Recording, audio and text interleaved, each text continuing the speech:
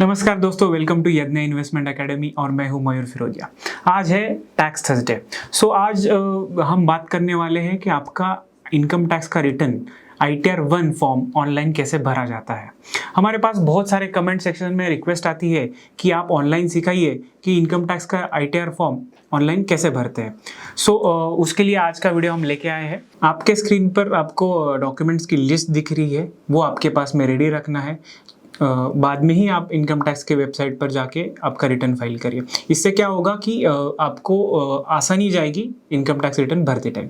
अभी हम directly income tax के वेबसाइट पे चलते हैं। अभी हम आ गए हैं इनकम टैक्स की वेबसाइट के ऊपर, incometax.gov.in के incometax.gov.in पे। यहाँ पर राइट साइड में लॉगिन का बटन दिख रहा है, मैं लॉगिन कर देता हूँ।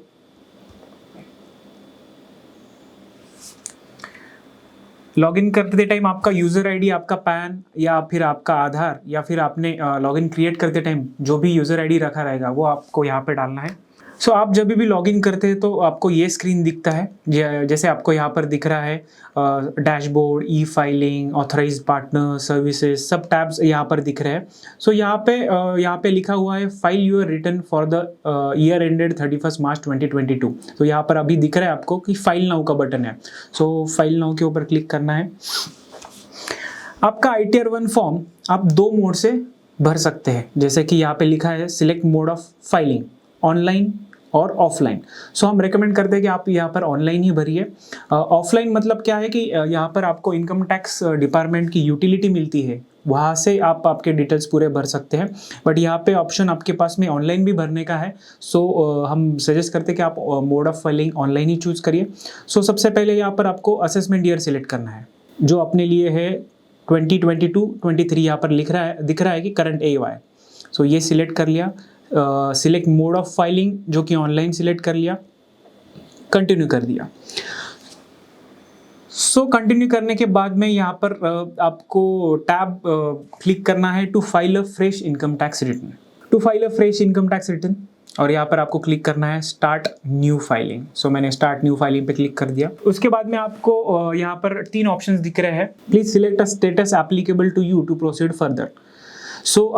आप अगर इंडिविजुअल है, आप अगर HUF है और अदर हो कुछ, वो सिलेक्ट करना है। जैसे कि यहाँ पर मैंने इंडिविजुअल मेरा है, मैंने इंडिविजुअल सिलेक्ट किया, इसके ऊपर कंटिन्यू क्लिक कर दिया। अगले विंडो में है आपको आपका ITR फॉर्म चूज करना है। ये वाले वीडियो में आज हम देखने वाले हैं कि ITR 1 फॉर्म भरना है। यहाँ पर राइट साइड में मैं सिलेक्ट करता हूँ ITR 1। यहाँ पर दिख रहा है कि ITR 1 किन लोगों के लिए एप्लीकेबल है।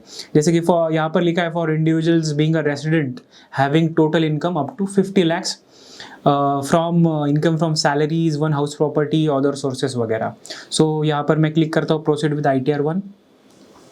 अगला स्क्रीन आता है। यहाँ पर इन्होंने पूरा प्रोसेस दिया है कि क्या क्या मतलब इनकम टैक्स रिटर्न भरते टाइम आपको क्या क्या प्रोसेस है।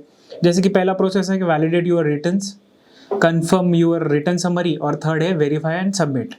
यहाँ पर कुछ और भी चीज़ें इनकम टैक्स डिपार्टमेंट ने यहाँ पर दी है कि जैसे आपने पहले देखा कि स्क्रीन पर कि क्या डॉक्यूमेंट्स हमें रेडी रखना है रिटर्न भरते टाइम। यहाँ पे भी उन्होंने एक स्पेशल लिस्ट भी दी है। जैसे कि यहाँ पर दिख रहा है आपको documents list to help you file faster. जैसे कि आपको समझो इनकम फ्रॉम सैलरी है तो आपका फॉर्म 16, आपको रेंट है तो हाउस रेंट रिसिट। यहाँ पर सब चीज़ें दी हुई है, आप यहाँ पे भी देख सकते हैं। शुरू करते हैं। यहाँ पर लेट गेट स्टार्टेड पे क्लिक करेंगे। आपको पहले ही स्क्रीन में आपको कुछ क्वेश्चन के आंसर देने हैं, क्योंकि आप आपका इनकम टैक्स रिटर्न क्यों भर रहे हैं। Are you filing the income tax return for any of the following reasons. Mainly तो पहला ही रीजन है कि आपका टैक्सेबल इनकम जो is more than basic exemption limit, जो कि 2.5 लाख है। सीनियर सिटीजन लोगों के लिए 3 लाख है। मैंने यहाँ पे पहला सिलेक्ट कर दिया, taxable income is more than basic exemption limit. Continue कर दिया।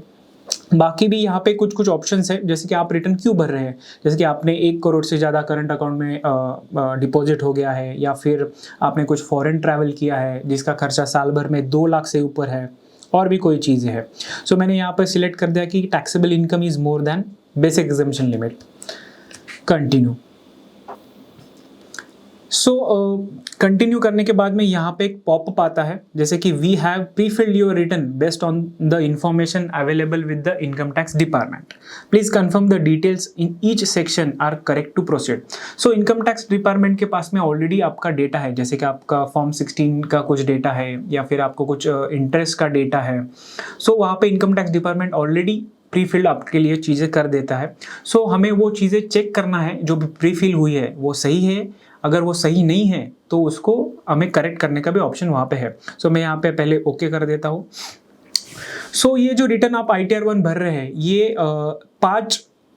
5 चीज़ों में डिवाइड किया हुआ है, जहाँ जैसे कि यहाँ पे इनकम टैक्स वालों ने दिया भी है कि सबसे पहला है कि आपका पर्सनल इन्फॉर्मेशन चेक करिए, सेकंड वाला है आपका ग्रॉस टोटल इनकम कितना होता है वो सब चीज़ें, थर्ड आपके पास में कुछ डिडक्शंस है, फोर्थ वाला अगर आपको कुछ टैक्स पे करने को आ रहा है तो टैक्स पेड का भी ऑप्शन है, और लास्ट वाला है टोटल टैक्स लायबिलिटी। ये सब होने के बाद में एक समरी इनकम टैक्स जनरेट करता है और उसके बाद में आपने को वो समरी वेरीफाई करना है और आपका रिटर्न सबमिट करना है। सो सबसे पहले आता है पर्सनल इन्फॉर्मेशन। सो यहाँ पर मैंने क्लिक करने के बाद में मेरी सब पर्सनल इन्फॉर्मेशन यहाँ पे दिख जाती है, जैसे कि प्रोफाइल सेक्शन में आपका नाम, पूरा नाम, आपका पैन नंबर, आधार नंबर, उसके बाद में नीचे अगर जाएंगे तो एड्रेस दिखता है, आपका जो मोबाइल नंबर है वो दिखता है, ईमेल एड्रेस दिखता है। अगर आपको वो चेंज करना है तो यहाँ पे एडिट का भी ऑप्शन है, तो आप वहाँ पे वो चेंज कर सकते हैं। उसके बाद में है आपका यहाँ पे एक कंपलसरी चीज़ का आंसर देना है कि आपका एम्प्लॉयमेंट क्या है। यहाँ पे ड्रॉप डाउन में बहुत सारे ऑप्शन है, जैसे कि आप सेंट्रल गवर्नमेंट के एम्प्लॉय है, स्टेट गवर्नमेंट के एम्प्लॉय है, या किसी PSU के एम्प्लॉय है, पेंशनर हो, या फिर अदर पेंशनर्स हो, या फिर अदर्स हो। सो अगर आप प्राइवेट किसी कंपनी में काम करते हो तो आपके लिए अदर्स है, अगर आप गवर्नमेंट के किसी के इसमें कौन से कंपनी में काम करते हो तो उस हिसाब से आपको यहाँ पे सिलेक्ट करना हो, तो मैं सिलेक्ट कर देता हूँ अदर्स। उसके बाद में यहाँ पर फाइलिंग सेक्शन सिलेक्ट करना बहुत इंपॉर्टेंट है। अगर आप ओरिजिनल रिटर्न मतलब पहला ही रिटर्न फाइल कर रहे हैं, सो 139(1) जो कि ऑलरेडी यहाँ पे उन्होंने सिलेक्ट कर दिया है वो है। उसके बाद में अगर आप रिवाइज रिटर्न फाइल करना चाहते हो तो 139(5) सेक्शन वो टाइम पे आपको क्लिक करना है, ठीक है। अगर वो 139(5) के इसमें सिलेक्ट करते हो तो ऑलरेडी सब चीज़ें नीचे ओरिजिनल रिटर्न है वो सब चीज़ें आ जाती है उसमें। सो मैंने सिलेक्ट किया 139(1) रिटर्न फाइल्ड ऑन और बिफोर द ड्यू डेट। उसके बाद में सबसे इम्पोर्टेंट क्वेश्चन है यहाँ पे कि आप are you opting for new tax regime. So मैंने अगर यहाँ पे नो किया, मतलब मैं अगर ओल्ड टैक्स रिजिम में अपना इनकम टैक्स रिटर्न भरना चाहता हूँ तो मैंने इसको नो करना है। अगर मैंने इसको यस किया तो यहाँ पे और एक पॉपअप आता है जिसमें इनकम टैक्स डिपार्टमेंट आपको बता रहा है कि अगर आपने न्यू टैक्स रिजिम सिलेक्ट किया तो आपको कौन कौन सी चीज़ें अलाउेबल नहीं है। जैसे कि यहाँ पे लिखा है you will not eligible to set off house property loss and claim following deduction and allowances, जैसे कि सेक्शन 10 के अलाउंसेस है, या फिर हाउस प्रॉपर्टी के ऊपर का जो लोन है उसका इंटरेस्ट का डिडक्शन आपको नहीं मिलेगा, या फिर आपको जो आपके पास में जो चैप्टर 6 के डिडक्शन जैसे कि LIC है, PPF वगैरह है, तो ये चीज़ें आपको मिलेगी नहीं। सो अगर आप न्यू टैक्स रिजिम से फाइल करना चाहते हो तो यस करके यहाँ पे प्रोसीड करना है। अगर आप ओल्ड टैक्स रिजिम से फाइल करना चाहते हैं तो या इसको नो करना है, तो मैं अभी फ़िलहाल के लिए उसको नो कर देता हूँ। यहाँ के आपके रिस्पॉन्स के ऊपर आपका इनकम टैक्स के सब डिटेल्स यहाँ पे आगे खुल जाएंगे। अगला है बैंक डिटेल्स। यहाँ पर आपको सभी आपके बैंक डिटेल्स जो कि बैंक अकाउंट जो इंडिया में है वो आपको यहाँ पर उसकी सब इन्फॉर्मेशन आपको यहाँ पर देनी है। मेरे पास में एक ही अकाउंट है, उसके लिए मेरा ऑलरेडी यहाँ पर एक अकाउंट दिख रहा है। आप यहाँ पर बैंक अकाउंट ऐड अनदर करके आप सभी बैंक डिटेल्स आपके यहाँ पे ऐड कर सकते हैं। सब पर्सनल इन्फॉर्मेशन सही होने के बाद में यहाँ पर आप कंफर्म क्लिक करेंगे। सो यहाँ पर दिखना चालू हो जाएगा कि कंफर्म, मतलब आपने जो पर्सनल इन्फॉर्मेशन है सब सही हो गई है। सो अगला है ग्रॉस टोटल इनकम। सो मैं यहाँ पर क्लिक कर देता हूँ ग्रॉस टोटल इनकम के ऊपर। सो यहाँ पे कुछ क्वेश्चंस इनकम टैक्स डिपार्टमेंट आपको पूछता है, जैसे कि पहला क्वेश्चन है are you eligible to claim exemption in respect of expenditure incurred cost of travel. मतलब आप अगर LTA वगैरह का कुछ क्लेम करना चाहते हैं तो यहाँ पर आप उसको यस करके उसका अमाउंट यहाँ पर डाल सकते हैं। सैलरी इनकम में से अगर आप कोई एग्जाम्पशन यहाँ पर लेना चाहते हो तो यहाँ पर आपको उसके डिटेल्स देना जरूरी है। जैसे कि आप LTA का कुछ एग्जाम्पशन लेना है, या फिर आपको कुछ चिल्ड्रन एजुकेशन अलाउंस या फिर हॉस्टल अलाउंस का एग्जाम्पशन लेना है, या अगर आप रेंट भर रहे हो और HRA का कुछ आपको क्लेम करना है, तो उस हेड में यहाँ पर आपको इन्फॉर्मेशन देना है। यहाँ पर आपको उस हिसाब से अमाउंट भी डालना है। अगर आपके पास में कोई एग्जाम्पशन आपको नहीं लेना है तो यहाँ पर आप उसको ये चीज़ को बस कंफर्म कर देना है कंटिन्यू करके। अगला है कि आपके सैलरी का इनकम यहाँ पर आपको चीज़ें डालनी है। तो सैलरी का इनकम जो है ये सब चीज़ें आपके फॉर्म 16 में अवेलेबल रहेगी। उस हिसाब से यहाँ पर आपको डालना है। अगर आपके पास में फॉर्म 16 है तो सब चीज़ें यहाँ पर ऑलरेडी प्रीफिल्ड आ जाएगी। वो बस आपको फॉर्म 16 के साथ में वेरीफाई करना है कि जैसे कि ग्रॉस सैलरी है, कोई एग्जम्प्ट अलाउंसेस आपने लिए हुए हैं, उसके बाद में कुछ डिडक्शंस वगैरह लिए हैं, तो ये सब चीज़ें यहाँ पर आ जाएगी। अगर इसमें से कोई भी चीज़ें गलत रहेगी तो आप यहाँ पर उसको एडिट का ऑप्शन में आप उसको एडिट भी कर सकते हैं। आपके पास में जो हाउस प्रॉपर्टी के डिटेल्स है यहाँ पे शो करना है। यहाँ पे बटन है ऐड और एडिट डिटेल्स ऑफ ब्रेकअप। मैंने यहाँ पर क्लिक कर दिया। आपको हाउस प्रॉपर्टी सिलेक्ट करना है कि वो प्रॉपर्टी आपकी खुद की है, मतलब वो प्रॉपर्टी में आप रह रहे हो, या वो प्रॉपर्टी आपके रेंट पे दी हुई है, या फिर डिम लेट आउट है। मैं सिलेक्ट कर देता हूँ सेल्फ ऑक्यूपाइड। साल भर में आपने वो हाउस प्रॉपर्टी के लोन के ऊपर जो भी इंटरेस्ट अमाउंट पे किया है उसका आप यहाँ पर आपको डिटेल डालना है। जैसे कि मैं डाल देता हूँ फॉर एग्जांपल 50,000 रुपीज़, और मैंने यहाँ पर ऐड कर दिया।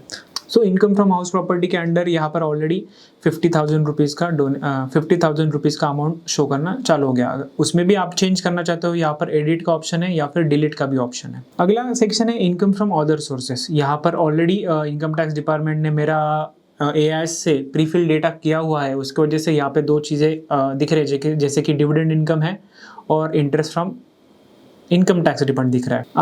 आपको कोई इनकम ऐड करना है तो यहाँ पर ऐड अनदर का ऑप्शन है। यहाँ पर क्लिक करने के बाद में आपको यहाँ पर क्वेश्चन आंसर फॉर्मेट में चीज़ें पूछी हुई है, तो उस हिसाब से आप यहाँ पर आपका इनकम डाल सकते हैं।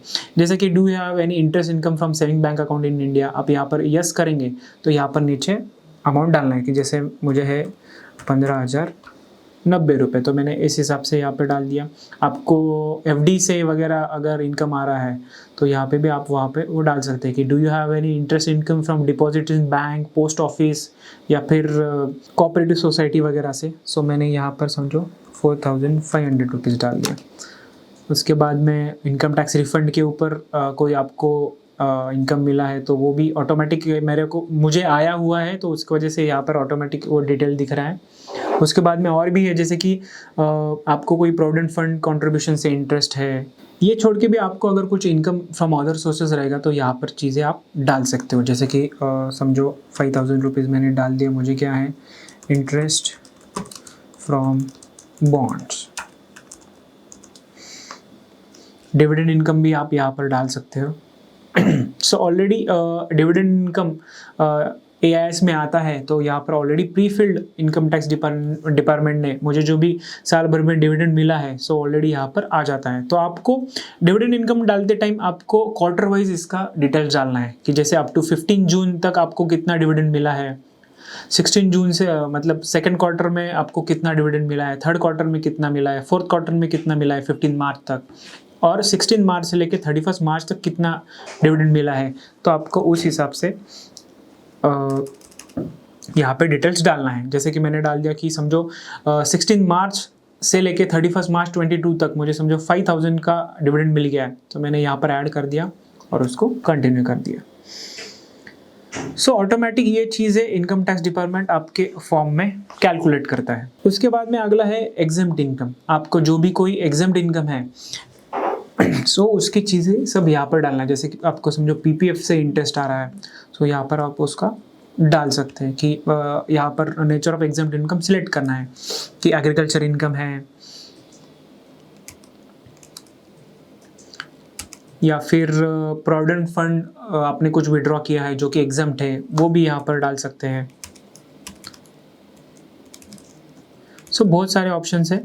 यहाँ पर समझो मेरा ऑप्शन इसमें नहीं है, सो मैंने इसमें डाल दिया इंटरेस्ट ऑन पीपीएफ, और मुझे बस यहाँ पे उसका अमाउंट डालना है कि जैसे 7,000 मैंने ऐड कर दिया इसको।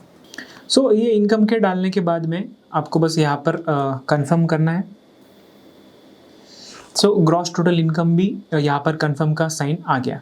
सो अगला है डिडक्शंस। तो आपके पास में जो जो डिडक्शंस है वो आप सब यहाँ पर डाल सकते हैं। डिडक्शंस के इसमें क्वेश्चन आंसर वाइज फॉर्मेट में ही सब सब डिडक्शंस आपको यहाँ पर दिए हुए हैं। जैसे कि आपको डोनेशन का कुछ क्लेम लेना है, या फिर आप कुछ रेंट पे कर रहे हो एटीजीजी के अंडर, आपको उसका डिडक्शन लेना है, या फिर आपने ईएलएसएस, पीपीएफ ये सब चीज़ों में इन्वेस्ट किया है। सो यहाँ पर क्वेश्चन है कि are you eligible to claim deduction in respect of payments made towards LIC या फिर पीपीएफ या फिर ईएलएसएस वगैरह। तो यहाँ पर अगर आप यस करेंगे तो यहाँ पर आपको अमाउंट डालना है। जैसे कि मैक्सिमम अमाउंट अलाउड है 1,50,000, तो मैंने यहाँ पर 1,50,000 डाल दिया। अगर आप कुछ एनपीएस वगैरह में इन्वेस्ट करते हो तो यहाँ पर मैंने एनपीएस का भी अमाउंट डाल दिया, समझो 30,000 रुपीज़, 20,000 रुपीज़।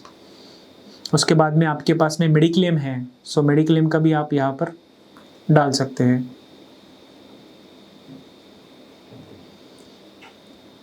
सो इस हिसाब से जो जो चीज़ें आपको एप्लीकेबल है यहाँ पर आपको यस नो करके उसका आंसर और यहाँ पर उसका अमाउंट डालना है। सो मैंने यहाँ पर कंटिन्यू कर दिया।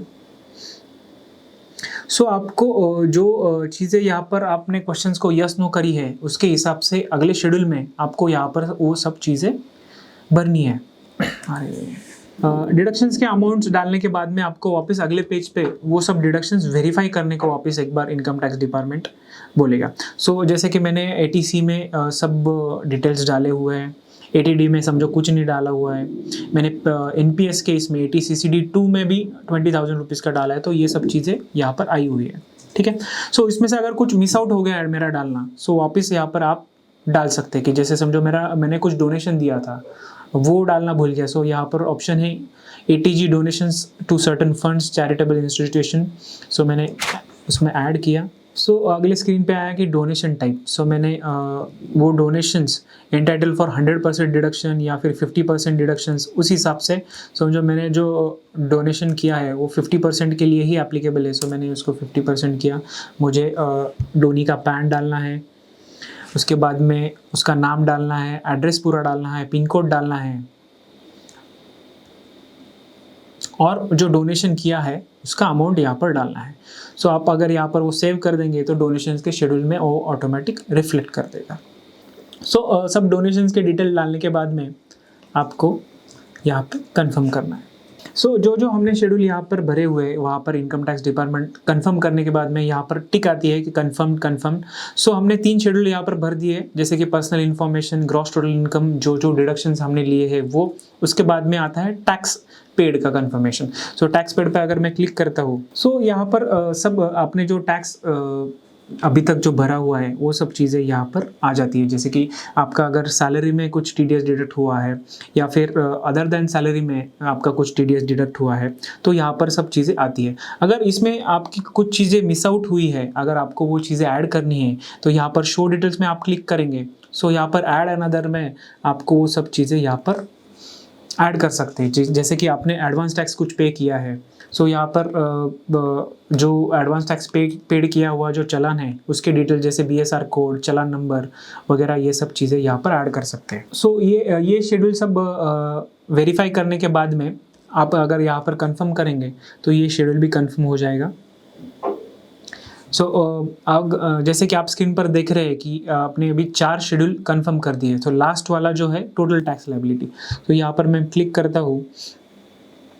सो यहाँ पर आपका पूरा समरी आ जाता है कि आपको कितना इनकम है, आपने कितने डोनेशंस यहाँ से लिए हुए हैं, उसके बाद में आपके ऊपर आपको कितना टैक्स पेबल है। यहाँ पर इसका कैलकुलेशन भी आप देख सकते हैं, आपको कुछ उसके ऊपर इंटरेस्ट लग रहा है। सो ये चीज़ ये जो टैक्स लायबिलिटी का शेड्यूल है इसको भी आपको कंफर्म करना है। सो ये रिटर्न समरी पूरा कंफर्म करने के बाद में आप जब इसको प्रोसीड करेंगे, सो यहाँ पर आपको इनकम टैक्स डिपार्टमेंट बताएगा कि आपको और कुछ टैक्स भरना ज़रूरी है या फिर आप आपके टैक्सेस का रिफंड ले रहे हो। जैसे कि यहाँ पर मुझे दिख रहा है कि you are eligible for refund of ₹50, या फिर आपके केस में अगर कुछ टैक्स पेबल आ रहा है यहाँ पर, सो यहाँ पर इनकम टैक्स डिपार्टमेंट आपको बता देगा कितना टैक्स पेबल है, उस हिसाब से टैक्स का पेमेंट करके आप आपका रिटर्न भर सकते हैं। सो यहाँ पर आपको रिटर्न समरी दिख रही है, जैसे कि यहाँ पर पूरी समरी आती है कि आपका ग्रॉस टोटल इनकम कितना है, आपने कौन कौन से डिडक्शंस क्लेम किए हुए हैं, आपका टैक्सेबल इनकम कितना है, उसके बाद में आपने कितने टैक्स पेड किए हुए हैं, और आपको एंड में रिफंड है या फिर टैक्स पेबल है। सो उस हिसाब से यहाँ पर चीज़ें आप पूरा आपको यहाँ पर शो हो रही है। जब आप प्रीव्यू रिटर्न पे क्लिक करेंगे तो आपको कंफर्मेशन के लिए इनकम टैक्स डिपार्टमेंट पूछता है, जैसे कि प्लेस डालना है यहाँ पे, जैसे मैं डालता हूँ पुणे, मुझे टिक करना है मेरा नाम, सब चीज़ें, और मैं रिटर्न जो भर रहा हूँ वो एज अ सेल्फ भर रहा हूँ या फिर रिप्रेजेंटेटिव भर रहा हूँ, किसी के बिहाफ पे भर रहा हूँ, उस हिसाब से डालना है और proceed to preview. Proceed to preview करने के बाद में जो इनकम टैक्स का फॉर्म है, जैसे ITR 1 है, यहाँ पर देखो लिख के आया है form ITR 1 Indian income tax return, और आपके सब चीज़ें यहाँ पर दिख रही है, जैसे कि नाम है, एड्रेस है, कौन से सेक्शन में आप आपका इनकम टैक्स रिटर्न फाइल कर रहे हो, आप न्यू टैक्स रिजिम या फिर ओल्ड टैक्स रिजिम में फाइल कर रहे हो। उसके बाद में पार्ट बी में आता है कि आपका टोटल इनकम क्या क्या है, जैसे अगर आपको सैलरी से इनकम है तो यहाँ पर दिख के आएगा। उसके बाद में आपको हाउस प्रॉपर्टी वगैरह से कुछ इनकम है तो यहाँ पर लिख के आएगा।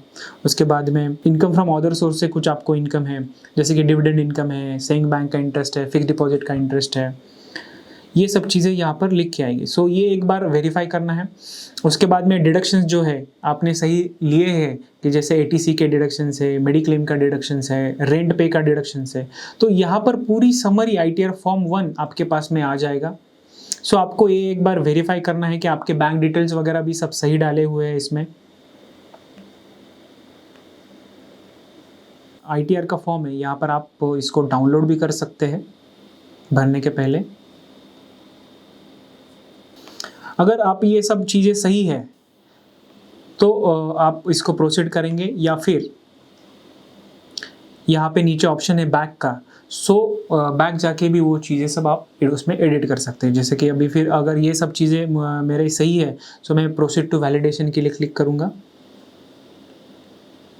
सो अगर जो भी डिटेल्स मैंने डाली हुई है उसमें अगर कुछ एरर्स रहेंगे, सो यहाँ पर वो एरर्स शो करेगा कि समझो आपने बैंक अकाउंट डिटेल आपका नहीं डाला है या फिर कुछ चीज़ें गलत डाली है। सो यहाँ पर इनकम टैक्स डिपार्टमेंट खुद से ही आपको यहाँ पर एरर बता देगा। मैंने जो डिटेल्स भरी है उसमें कुछ भी एरर नहीं है, उसकी वजह से यहाँ पर लिख के आया कि वैलिडेशन सक्सेसफुल।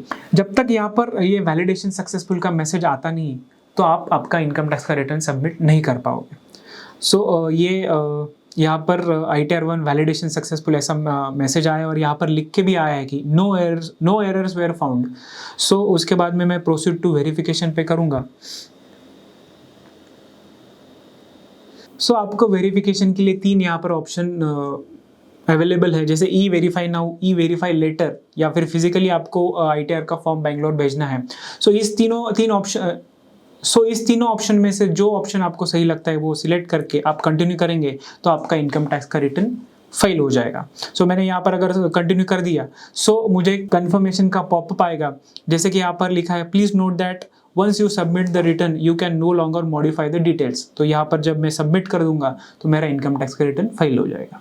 सो ये काफ़ी सिंपल प्रोसेस है इनकम टैक्स रिटर्न भरने का। अगर इसके बारे में कुछ ये आपको क्वेश्चंस है सो आप कमेंट बॉक्स में लिख सकते हैं। सो आप सभी को आपका इनकम टैक्स रिटर्न भरने के लिए all the best. Thank you.